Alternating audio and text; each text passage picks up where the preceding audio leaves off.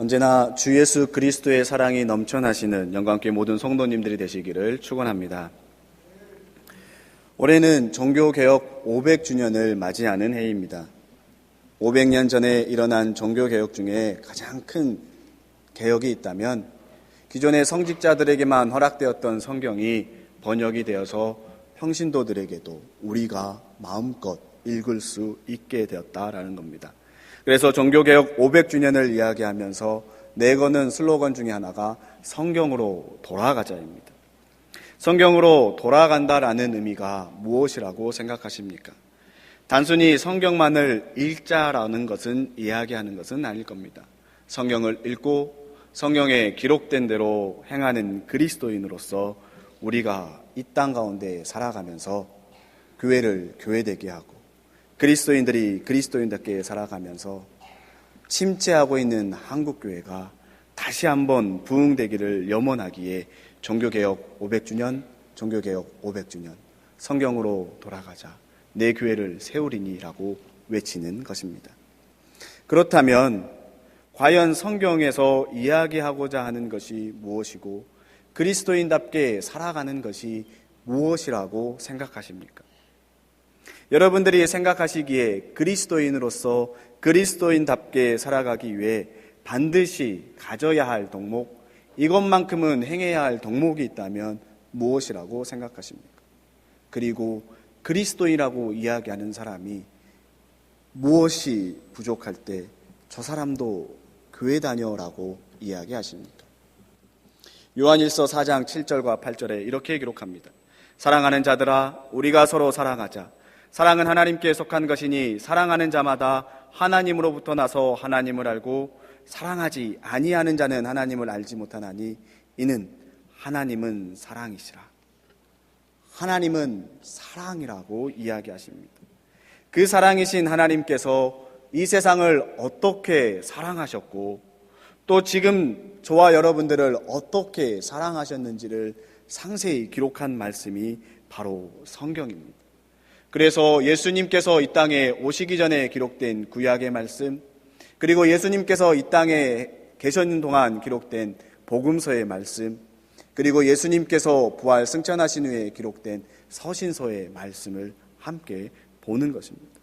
요한복음 3장 16절 이렇게 기록합니다. 하나님이 세상을 이처럼 사랑하사 독생자를 주셨으니 이는 그를 믿는 자마다 멸망하지 않고 영생을 얻게 하려 하심이라. 하나님께서 이 세상을 너무나 사랑하셨기에 하나밖에 없는 독생자를 보냈다라는 겁니다. 다시 말하면 하나님께서 이 세상을 사랑하지 않으셨다면 이 땅에 예수님을 보내주시지 않았다라는 겁니다. 그런데 이 땅에 오신 예수님 또한 우리를 너무나 사랑하셨기에 죄 없으신 그 예수님께서 십자가 고난을 당하시고 십자가에 못 박혀 죽이심을 당하시고 3일 만에 부활하신 겁니다. 그 예수님께서 이 땅에 계시면서 제자들과 함께 다니면서 예수님을 따르는 수많은 무리들에게 그리고 이 시대를 살아가는 우리 그리스도인들에게 주신 새 계명이 있다면 하나님을 전심으로 사랑하고 내 이웃을 내 몸과 같이 사랑하라는 말씀입니다. 그렇다면 하나님은 사랑이시고 그 사랑을 다양한 방법으로 우리에게 알려주는 것, 그리고 우리가 이 땅 가운데 어떻게 행해야 되는지를 기록한 말씀이 성경이라면 지금 이 시대를 살아가는 우리 그리스도인들이 매주일 주님의 전에 모여 하나님 앞에 예배드리며 하나님의 말씀을 듣고 예수님을 나의 구주, 나의 하나님이라 고백하는 우리들이 가져야 할 마음이 있다면 무엇이라고 생각하십니까?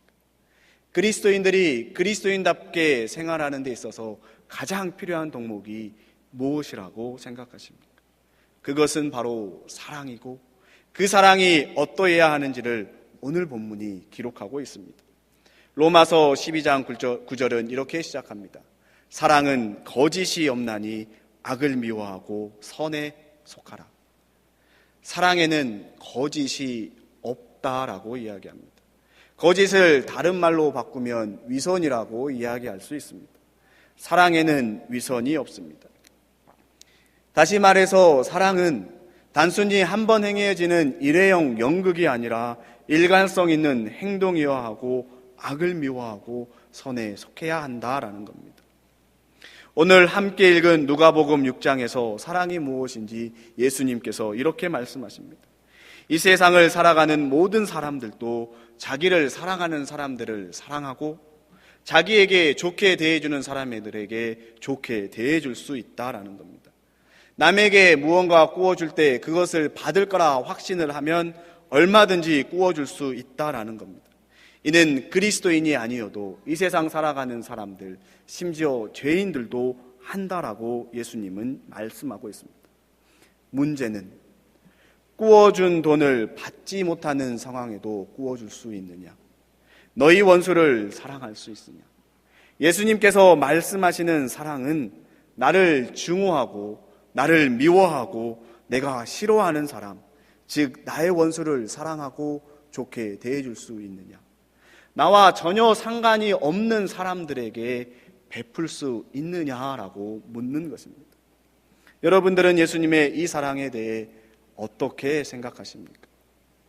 그런데 이 사랑은 예수님께서 이 땅에 오시기 전인 구약시대에도 기록되어 있습니다.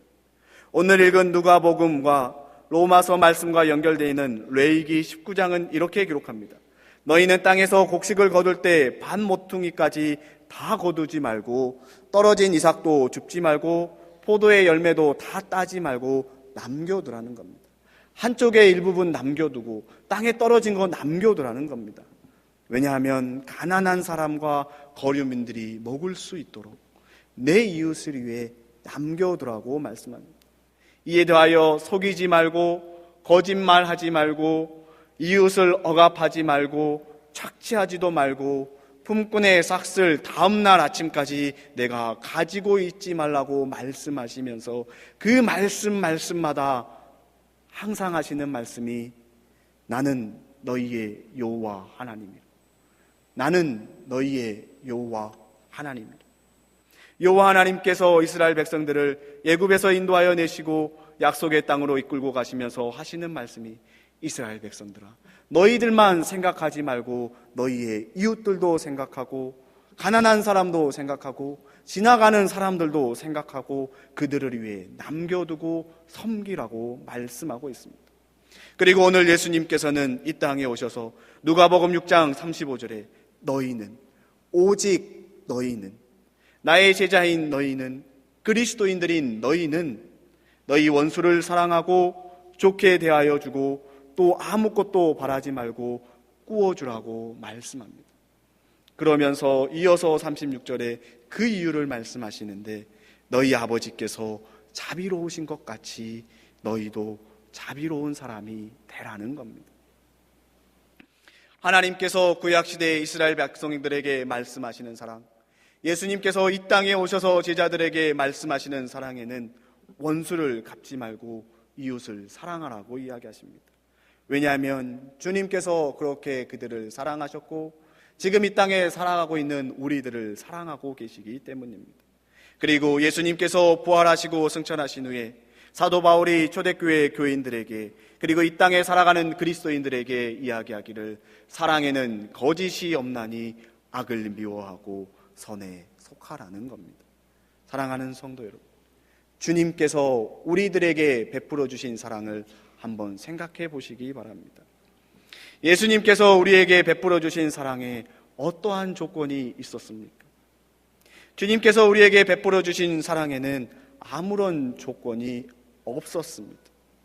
예수님께서는 우리가 먼저 주님을 사랑하였기 때문에 십자가에 못 박혀 죽으시고 우리의 죄를 용서하여 주신 것이 아니라 우리가 먼저 죄인 되었을 때 먼저 십자가의 죽이심을 당하심으로 우리의 죄를 용서해 주셨고 우리를 구원해 주셨고 우리에게 영원한 생명을 주셨고 우리가 주님을 사랑한다고 고백하며 주님의 앞으로 나올 때까지 기다리고 계셨습니다. 내가 이것을 하면 저것을 해주겠다라는 것이 아니라 그저 아무 조건 없이 베풀어 주신 사랑이 주 예수 그리스도의 사랑이었습니다.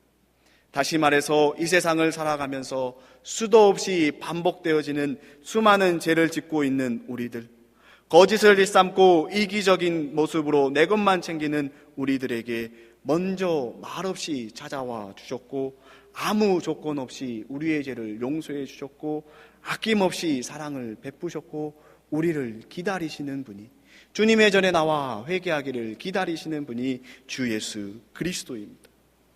그 주님께서 우리에게 너희가 예수님으로부터 받은 그 사랑, 주님으로부터 받은 그 경험한 사랑을, 거짓 없는 그 사랑을 우리가 살고 있는 이 사회에 베풀며 행하라고 말씀하고 있습니다. 그러면서 예수님께서 누가복음 6장 37절과 38절에 이렇게 말씀하십니다. 남을 심판하지 말아라. 그리하면 하나님께서도 너희를 심판하지 않을 것이다. 남을 정죄하지 말아라. 그리하면 하나님께서도 너희를 정죄하지 않을 것이다. 남을 용서하여라. 그리하면 하나님께서 너희를 용서할 것이다. 남에게 주어라. 그리하면 하나님께서도 너희에게 주실 것이니 되로 누르고 흔들어서 넘치도록 후하게 되어서 너희 품에 안겨주실 것이다. 너희가 대질하여 주는 그대로 너희에게 도로 되어서 주실 것이다. 우리가 살아가는 이 세상이 어떠하다고 생각하십니까? 이 세상을 살아가는 거의 모든 사람들은 자기 자신만의 판단의 기준이 있습니다. 그리고 그 기준으로 이 세상에 일어나는 많은 일들을 판단하고 정죄합니다. 이 일은 이래서 잘못됐고 저래서 잘 됐고, 저 일은 이래서 안 되고 저래서 잘 되고, 판단하고 정죄합니다. 그런데 이 판단은 우리가 살고 있는 이 사회뿐만 있는 것이 아니라 사랑을 고백하고 실천하는 교회 공동체 안에도 있다라는 겁니다. 교회 안에서 일어나는 수많은 일들을 놓고서 교인들끼리 서로 다른 관점으로 이야기합니다. 잘했다, 잘못했다. 이것은 이랬어야 한다, 저랬어야 한다. 그래서 그 안에 분쟁이 있고 다툼이 있고 아픔이 있습니다.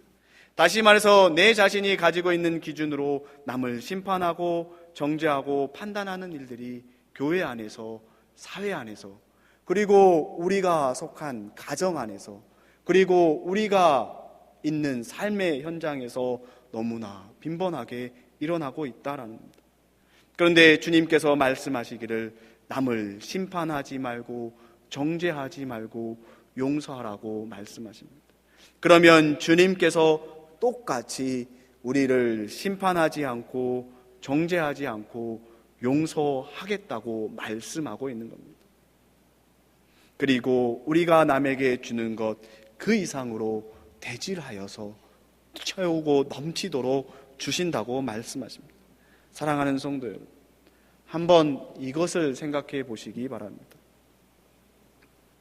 우리가 남을 판단하는 만큼 주님께서 매일 저녁 우리가 행한 하루의 행동을 보고 판단하고 정죄한다면 우리의 삶이 어떠할 것 같습니까?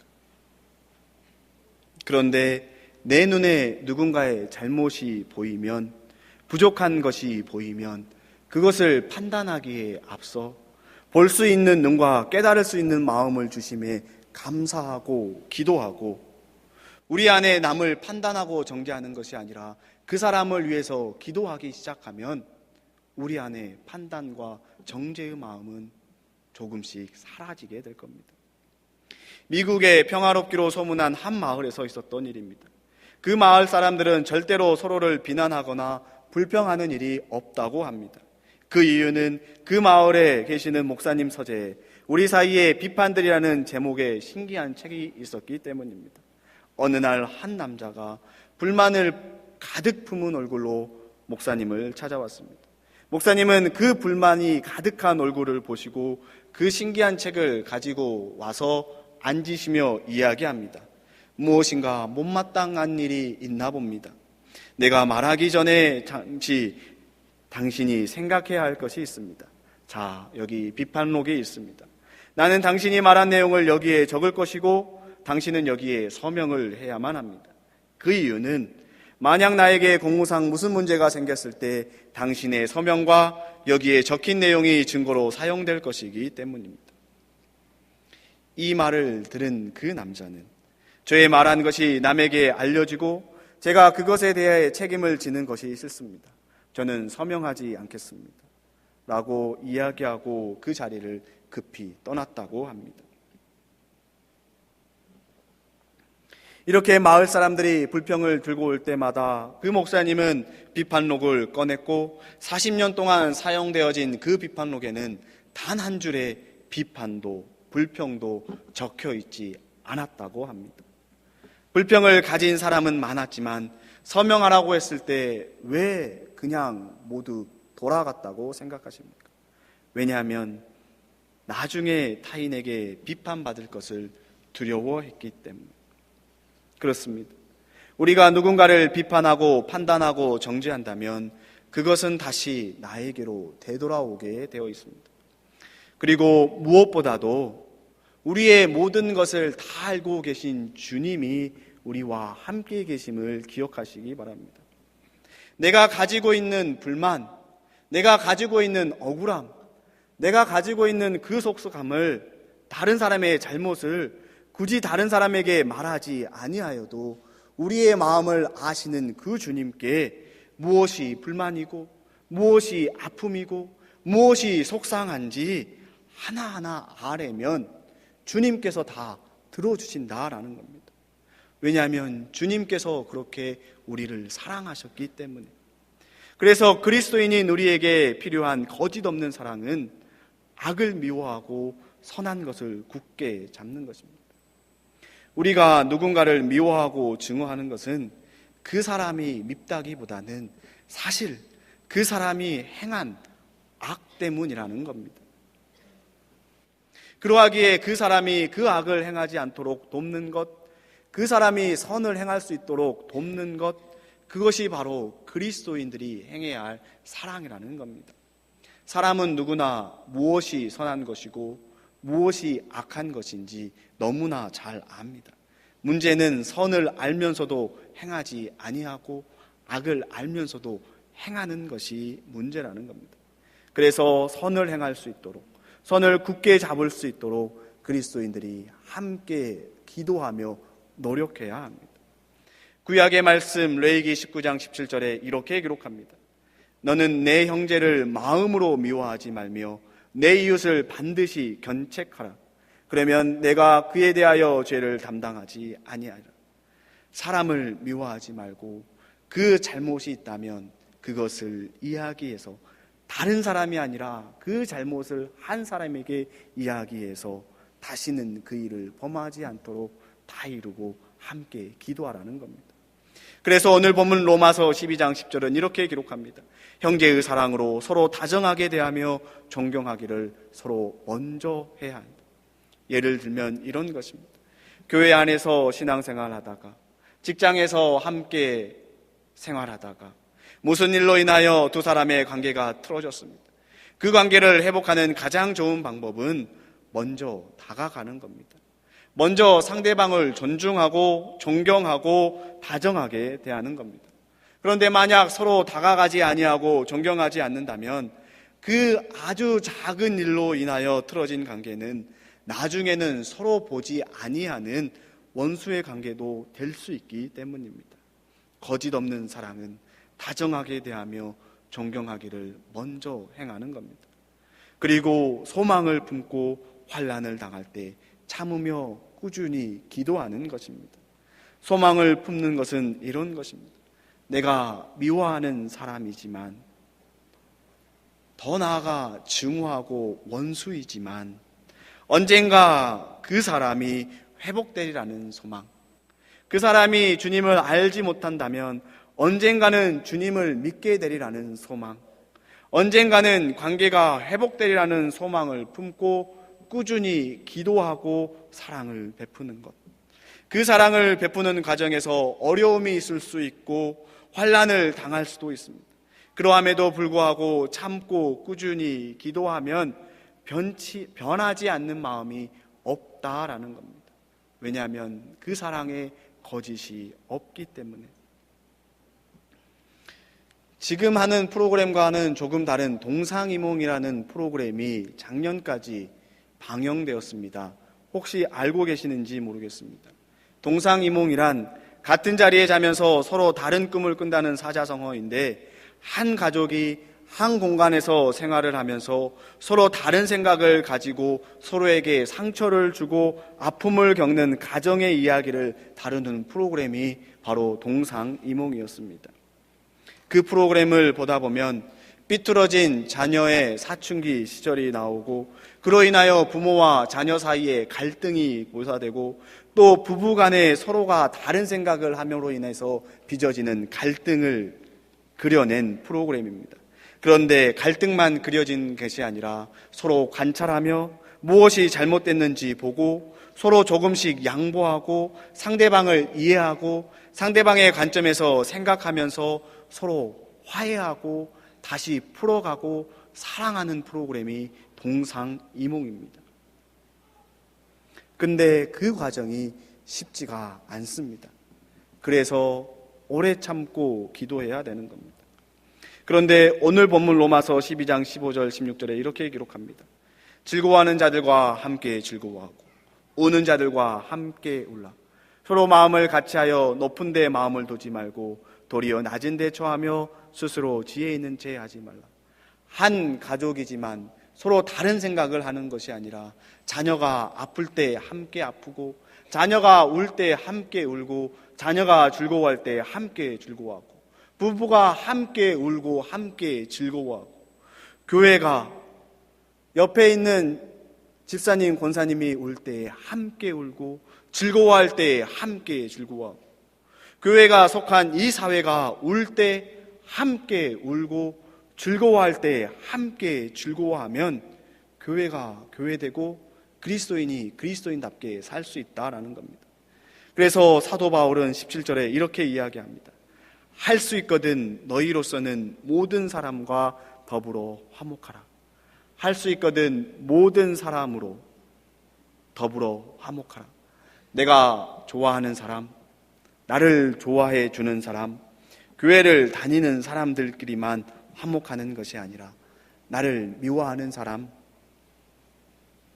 나의 원수, 내가 미워하는 사람, 나와 정치적인 생각이 다르고 신념이 다른 사람, 나와 피부색이 다르고 가치관이 다른 사람, 나와 문화가 다른 사람, 그 사람들과 화목하라는 겁니다.